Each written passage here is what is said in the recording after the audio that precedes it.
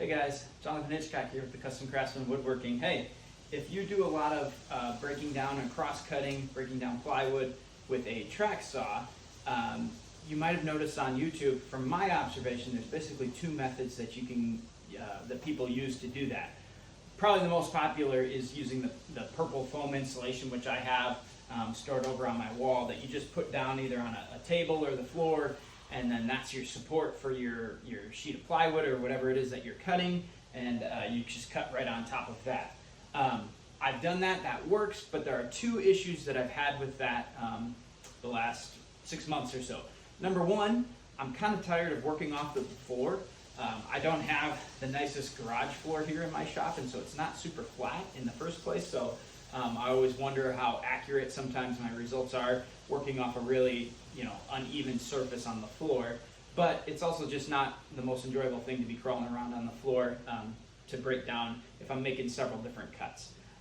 The other bigger issue though that I've had is I cannot use my track saw clamps with the purple foam insulation method, because if you've got something, if my track is sitting on top of the foam just on the floor or on my bench, these don't have space to go underneath.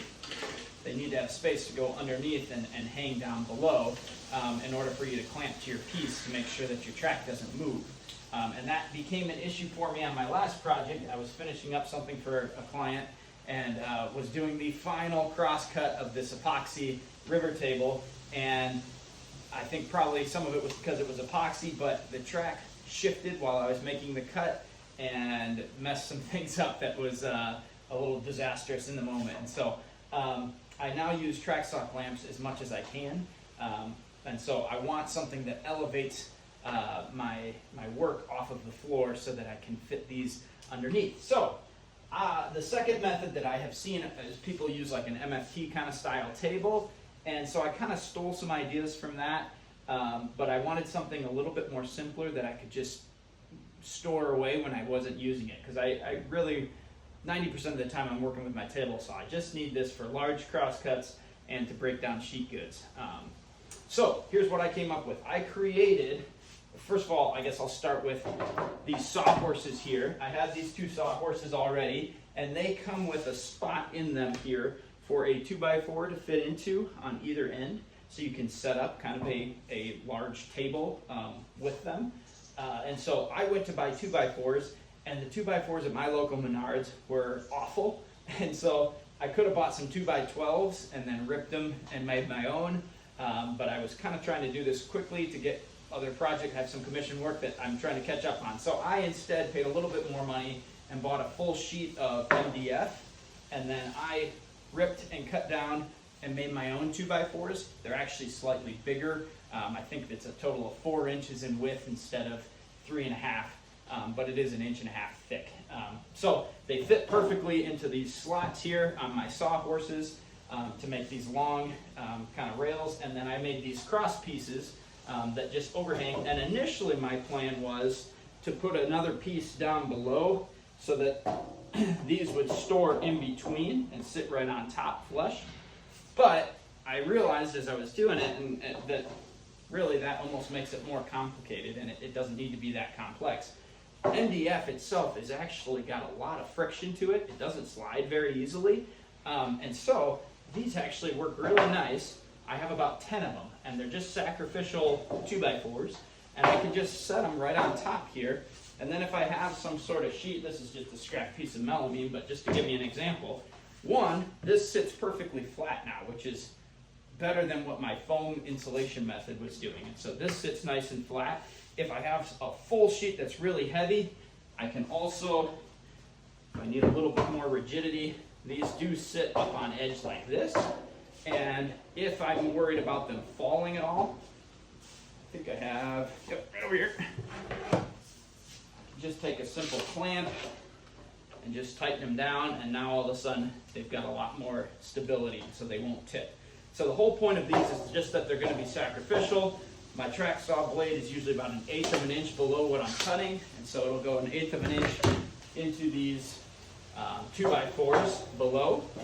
But it's super nice to just be able to shift and move these where I want. So if I was making, let's just say, rip cut or a cross cut on this, now I've got space where I can set up wherever I'm going to make my cut. I can set up, and then I've got enough space to still slide my clamps in and clamp down, and now I would do one on the other side and I'm clamped in. And then I just run it across. I'm going to cut a little bit into those 2x4s below, but that's no big deal. I just replace them over time as they get beat up. It's a fairly economical way to go about it. So this would work for a full. I made it big enough that I can do a full 4x8 sheet. I got to make several puzzle tables here, 4 different puzzle tables for clients here over the next couple of weeks, and so I need to break down full sheets of 1/4 inch plywood, and so this is the method I'm going to use to do it. I'll use more of these things so that it spreads the weight evenly all across. But yeah, I just thought maybe that would be a method that might help somebody. The nice part is when I'm all finished, my track hangs back up on my wall here. My clamps get stored over in the storage over on the side, and then these 2x4s all stack, and I had some space fortunately underneath my main workbench, and so I have 10 of them stacked underneath there, out of the way, you can't even see them. And then the bigger pieces right here, I had a corner over on the far end of my garage that they just stand. I want to hit my garage door here because they are tall. They just stand upright in the corner like that. So then when I need them, I timed myself and I didn't try and hustle, I just went relaxed. It took me about 4 minutes to set the whole thing up because I have to, these fold up and they're not the quick Bora ones, they're just kind of manual. You unfold them and lock them in place. And so they store over in the corner as well. So everything completely disappears when not in use. Allows me to use all my tools behind here that are on carts. I can roll those all out and still use this whole space as a workspace when I need it for different tools. But when I'm doing large cross-cutting or plywood, that's what this can be used for. It's also super nice. I love how low down it is, so that if I need to, if I'm making a long rip, I can even just come in the middle to do stuff here as well if I'm pushing my track saw across that way. So just more options, and it's a very simple method. It's not, I don't have any hinges or any dog holes or anything like that. There's still the measuring to take place, but I didn't want anything that was overly complex that would take me too long. I just needed a space to accurately break down plywood. So if that's you and you need a spot that you can also use your track clamps with, hopefully this helps you. I'd love to hear other people's ideas because I'm sure there's more creative ideas out there than just the foam and the MFT tables. So I'd love to hear what other people do and the methods that they use to break down stuff with the track saw. Thanks, guys.